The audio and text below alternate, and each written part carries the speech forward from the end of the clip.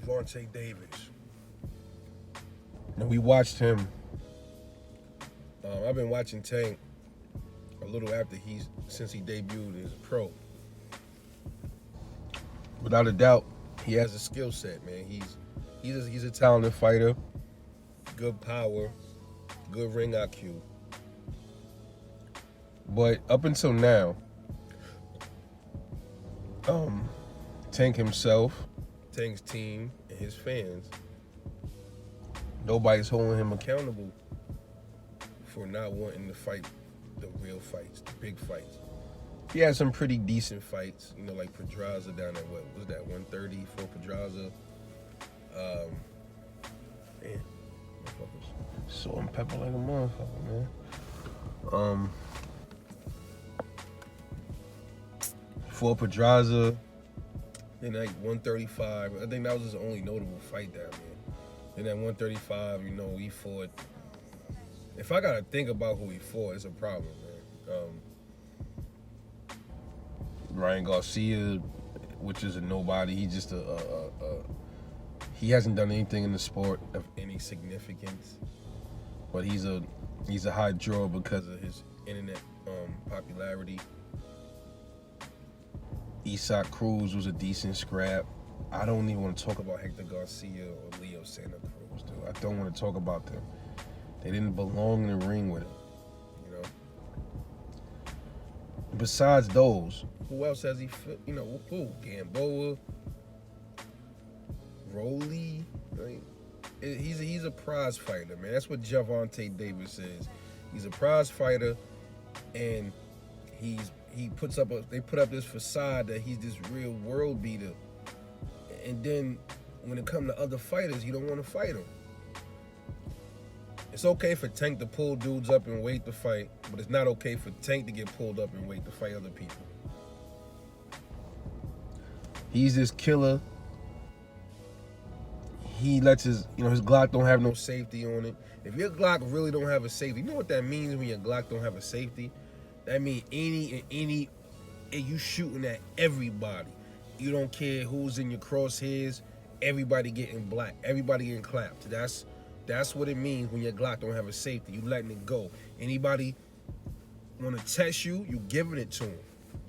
You on some old dog shit. That's what it means for your Glock to not have a safety on it.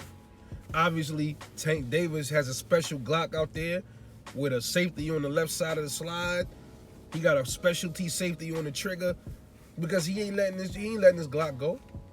And if he is, against who? Against who we call taxi drivers, you know what I'm saying? And the fans of Tank is okay with it. You won't believe the comments that I was reading yesterday. Oh man, Tank don't owe nobody nothing. He's the cash cow. He's the money. They just looking for a payday. They own that Canelo shit, bro. I mean, I seen the same repetitive comments from the Tank fans. Only just a few slight variations, but it was all the same shit talking about money. Bro, listen. Ain't nothing wrong with a fighter making money, bro. Nobody ain't saying that. They get punched in the face for a living. But you gotta balance that shit out, man. This is a sport where we care about legacy. The fans, the real fans of the sport, we could give a fuck about the money because we ain't making the money. We care about the legacy. We care about them fighting the best. Ain't nothing wrong with making money. You gotta balance it out, man. It can't just be about the money. It gotta be about the money and the legacy. You gotta know how to have it balanced, bro. Like a balanced diet. Just like you eat too much of the wrong shit is bad for you.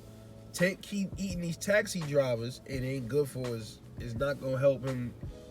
It's not nourishing his development, man. That's what we all basically saying. But to the Tank fans, they so clouded by the knockouts. They so clouded by the stardom. Oh man, it don't matter, man. Tank will do this and that. Tank will spark Devin. Tank will knock out Shakur. You talking a whole bunch of hypotheticals, bro. Tell your mans to get in the ring with him then. We want to see it. He very well may knock these dudes out. But we ain't seen it yet, bro. We ain't seen it yet. You got his coaching them out there protecting them, telling Bill Haney and them, we don't want to hear nobody call Tank name for a whole year. What are you talking about? They supposed to call Tank name out. This is boxing. His peers are supposed to want to fight him. What are you talking about, bruh? This is Calvin Ford talking this shit. Where we at? Are we in ballerina class or boxing, my guy? What are you talking about? What are you talking about? They gonna keep calling Tank out because they want to test themselves, bro. That's what Tank's supposed to be doing. He's supposed to be calling out the best. He's supposed to be wanting to test himself, right? But y'all babying and coddling him. What's gonna happen? You know what's gonna end up happening to Tank Davis, y'all? Shakur's right there. Why aren't they trying to fight Shakur Stevenson? He's still there. What's gonna happen to Tank is they're gonna keep cherrying around and picking these what we call no names or people we don't know about or low level comp, and one of these dudes is gonna knock Tank out. That is what's going to happen. And then everybody gonna look at stock and go like this. You know why? Because he got knocked out by somebody that wasn't on his level, or we perceived that wasn't on his level, right? And when he could have took that L to somebody like a Devin Haney or a Shakur, somebody that's known to have skills, it wouldn't even matter as much. That's what's gonna happen. Mark my words. He keep on running into, and they keep on trying to pick and choose around his opponents. They're gonna pick the right one, and that person gonna knock Tank smooth the fuck out, and then he gonna be the laughing stock, kind of like what's happening to Shakur Stevenson right now. Same thing will happen to Tank Davis. That's why you got to make the best fights now. Make them now. He's not fighting these dudes. Tevin Farmer, Lomachenko, Devin Haney, Shakur Stevenson. I mean, come on, man. These are the top guys. Teofimo Lopez. Why haven't those fights been made? Then his team always talking about, oh, this fighter ain't worth it. What does this fighter bring to the table? Yet they're fighting the Barrios that brought nothing to the table. Not even a real belt.